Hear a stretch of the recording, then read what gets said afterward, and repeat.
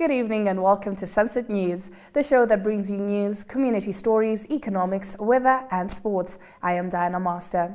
In the news tonight, Vice President Nangolo Mbumba this morning said government asked Germany in July this year to reconsider its offer but is yet to receive feedback. National Assembly Speaker Peter Kashavivi alongside Vice President Nangolo Mbumba as well as National Planning Commission Director General Obed Kanjothe were officiating at this morning's meeting of the Chiefs Forum. Let's have a look. During 1904-1908 is genocide. That is what members of parliament were questioning. Do Germans really understand that what they did or what was done by their government then was genocide? Number two, the amount I mentioned already of 1.1 billion euro offered by the German government is not enough and should be revisited and improved upon. The implementation period of 30 years for the project programs in the joint declaration is very long, considering the amount offered and the fluctuation of interest rate. We will discuss all those points. The joint declaration does not consider the members of the affected communities who are in diaspora, especially in Botswana and South Africa.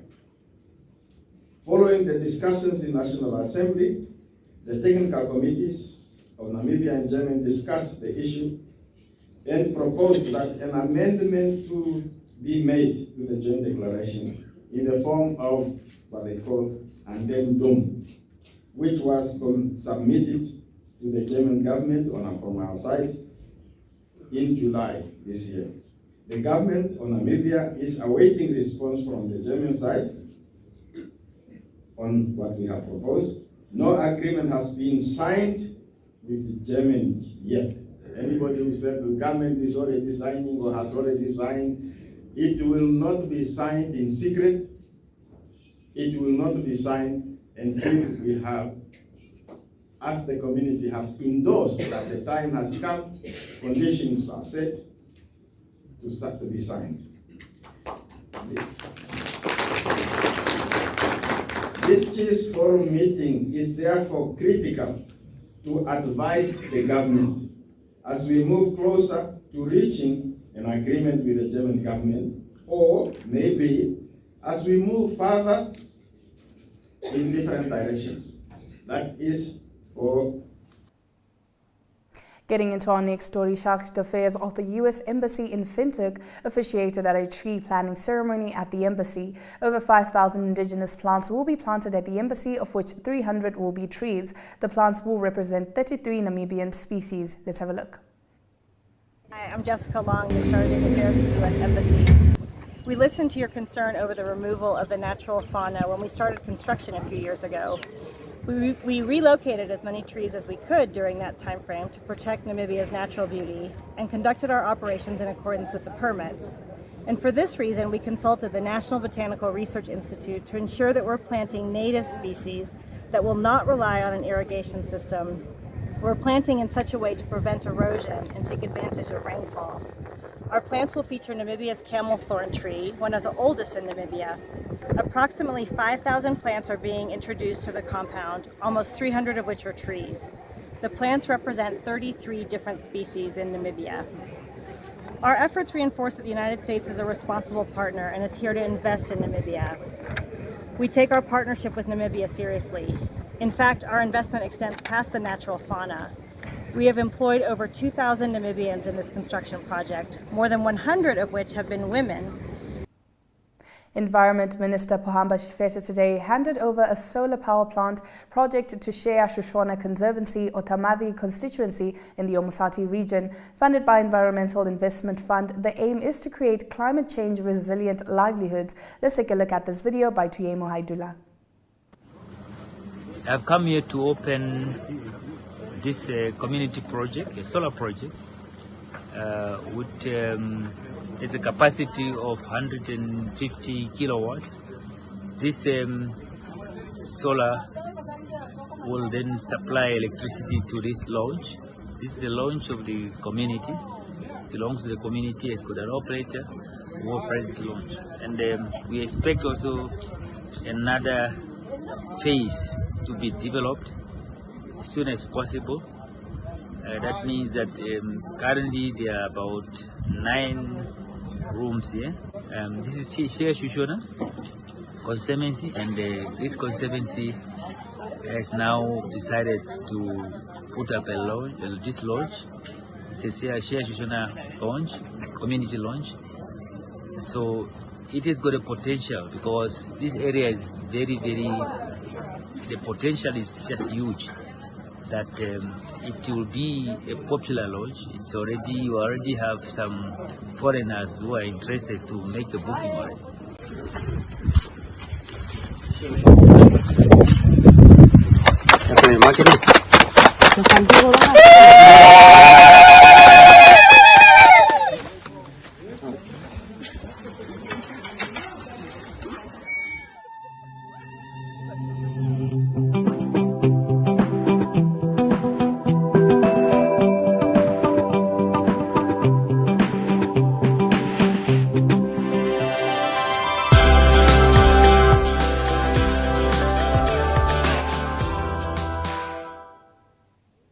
Now rounding off our top stories, the Landless People's Movement's Henry Sabeb says National Assembly Speaker Peter Kashavivi has threatened to quote-unquote arrest elected MPs and put them in custody and holding cells in the case of going against the rules of the Assembly.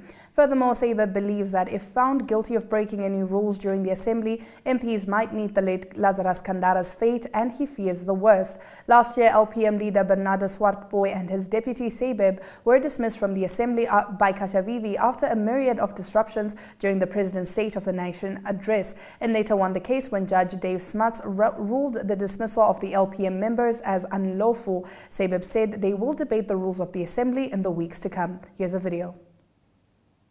Professor Kachavivi makes a wrong ruling, and he orders you to leave. Normally, the convention is that he must first ask the sergeant at arms, people sitting on the head table, or how do you call it? The two people, and then now they must go to the hands up and then decide. Okay, it is proper, or the member is wrong. But in terms of the new rules now, whether Professor Kachavivi or any other speaker for that matter, it can be her or junior, if any other presiding member, once they rule you out of point of order, then it is final and binding, and you may not challenge or question it in the House. No, that is dictatorship by the speaker. They are giving extraordinary powers. But this lawyer then, the Supreme Court judgment is clear. The speaker does not have arbitrary powers to just summarily dismiss anyone or order you out of parliament. He is not a God unto himself. He is not the president of the National Assembly. No. He is just merely an MP like the rest of us. That one is out of order, and it does not justify or where is the principle of legality. After the break, we get into our story of the day, and tonight we take a look at the Economic Partnership Agreement Trade Forum taking place on Monday. Stick around for more.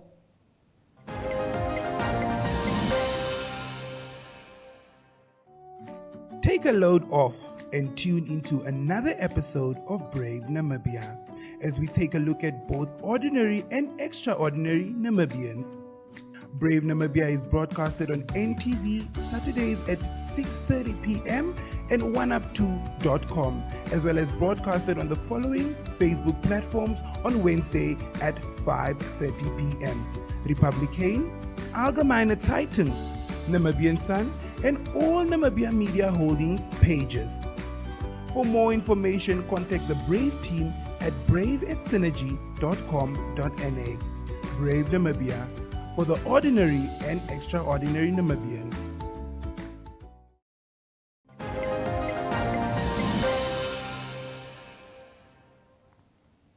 You're watching Sunset News. Let's get into our story of the day. The Ministry of Industrialization and Trade, MIT, and the EU delegation in Namibia are readying for the Economic Partnership Agreement EPA Trade Forum taking place on the 31st of October. Yolanda now has more. The Ministry of Industrialization and Trade, together with an EU delegation in Namibia, readies for the Economic Partnership Agreement Trade Forum taking place in Windhoek on the 31st of October this year. Namibia and the EU enjoy good relations politically, in development cooperation, as well as in trade. After a deep recession, the economic outlook for Namibia is positive. The time is opportune to fully utilize the EPA to increase, deepen and diversify trade flow between Namibia and the EU. The EPA Trade Forum theme is towards increased and diversified trade under the EPA to ensure inclusivity and sustainable economic growth. Namibia and the EU are important trade partners. Namibia's trade balance has been consistently positive. Due to changing weather and world market prices, Namibian exports have been fluctuating over the last 10 years. Both exports and imports have been overall stable. No clear differences has occurred since 2016. The three most important Namibian export products to the EU in 2021 were hake, copper and diamonds, followed by uranium, cobalt, other fish, fresh grapes, charcoal and zinc. Among the priority products in Namibia's industrialization drive, the exports of fresh grapes and charcoal have exhibited strong growth over the last 5 years. The most important Namibian imports from the EU in 2021 were ores, machinery and fuels and oils, followed by rubber and articles thereof, vehicles, pharmaceutical products and meat. The EPA, signed in 2016 between the EU and 6 SADC members, including Botswana, Eswatini, Lesotho, Mozambique, Namibia and South Africa, provide a frame for deepened trade and economic integration between the EU and SADC. Namibia enjoys duty-free, quota-free market access into the EU, provided the rules of origins and standards are met, except ammunition. In addition to the trade facilitation, the agreement includes assistance to address the supply constraints the producers face. The objective of Monday's forum is to launch the SADC EPA status, create awareness of the SADC EPA status, to allow a high level of public-private dialogue on issues affecting exports of Namibian goods into the EU market, as well as determining how companies can benefit from the EPA and increase exports. Now, St. Barnabas Primary School launched their 100-year celebration, and we dive into this in our Community Talk segment.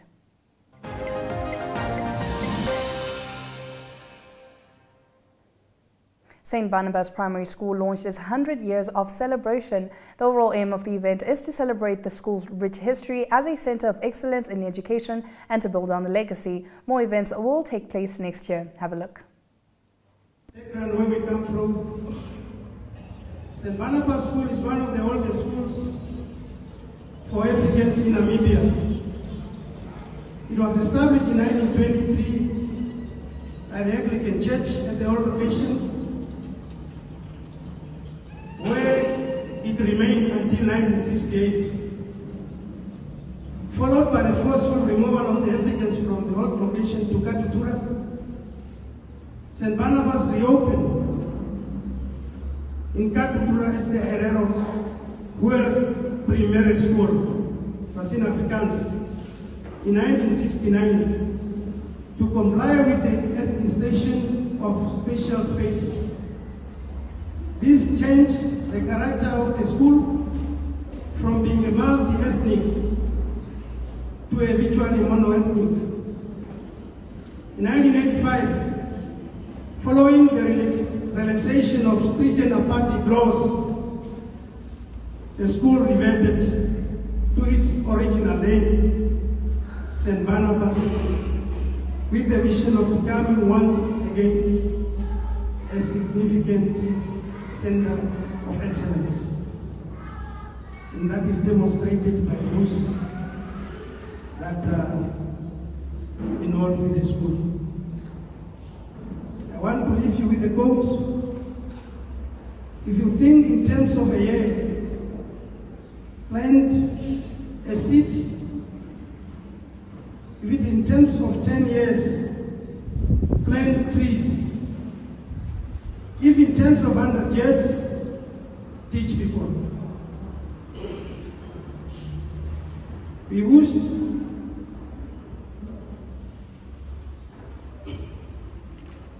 I wish to comment everybody that this is just the beginning. I want to wish that we are going to, we still have a long journey of 100 years. So thanks for coming. Thanks for being here today. I wish you all the best. Thank you. In economic news after the break, we look at what the NCCI has to say about the Finance Minister's midterm budget review.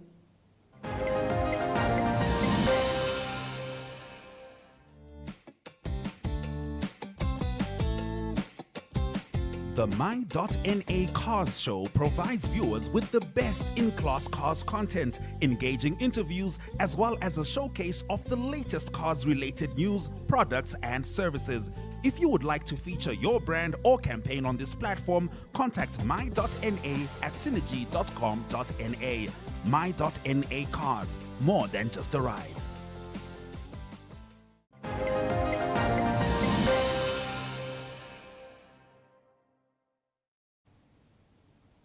You're watching Sunset News. Let's dive into our economic news. The National Business Sector Representative Body for the Namibia Chamber of Commerce and Industry, NCCI, has praised Finance Minister Shimi for embracing some of the private sector's recommendations in his mid-year budget review. NCCI Chief Executive Charity Ngwea said it is a good start.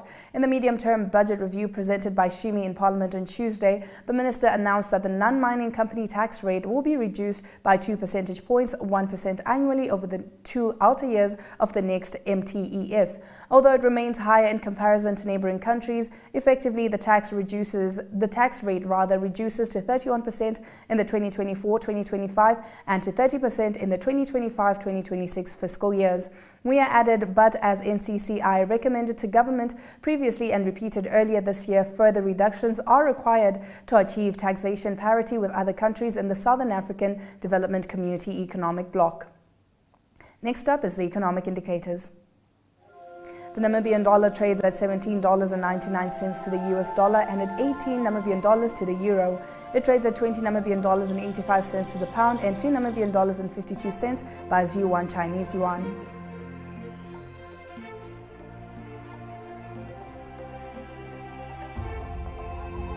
Zinc is up with 1.98% and Brent crude is down 1.96%, trading at 94 US dollars and 16 cents per barrel.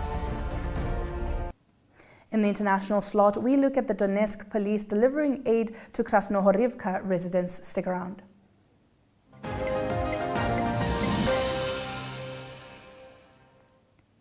Now, residents of Krasnohorivka, a city in the Ukrainian-controlled territory in Donetsk, received an aid delivery from regional police. Handout video released on Wednesday showed.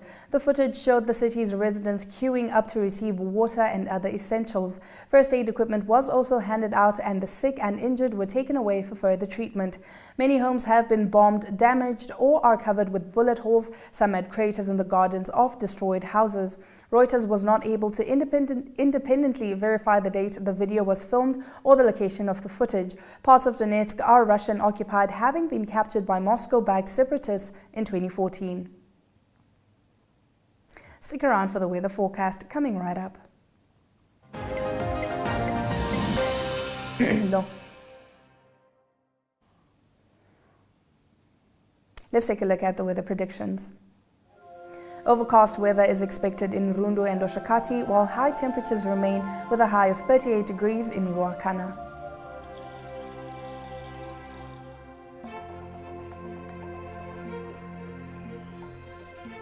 Cooler weather is being enjoyed along the coast with minimum temperatures of 11 and 12 degrees and maximum temperatures between 18 and 19 degrees.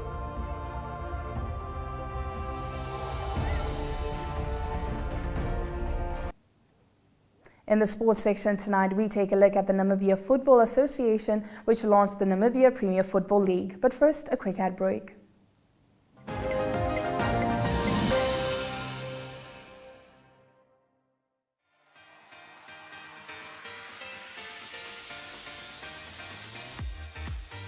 Next is your health and fitness show that focuses on the health of the mind, body and spirit.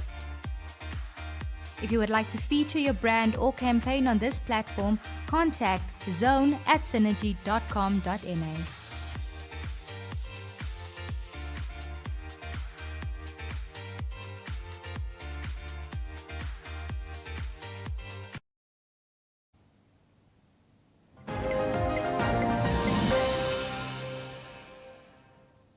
You're still watching Sunset News. Let's take a look at the news headlining the sports scene.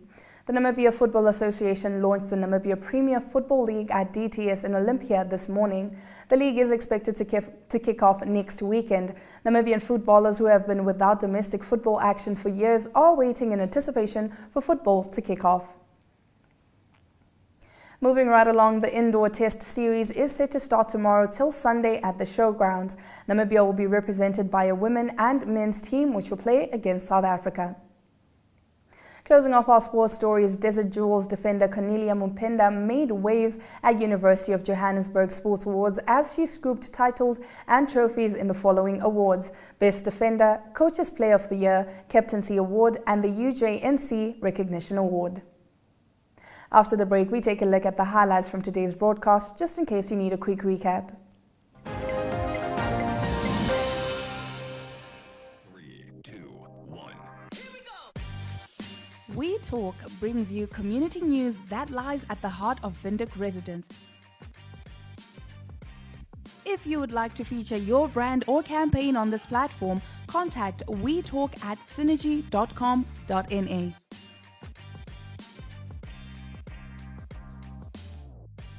You live, we talk.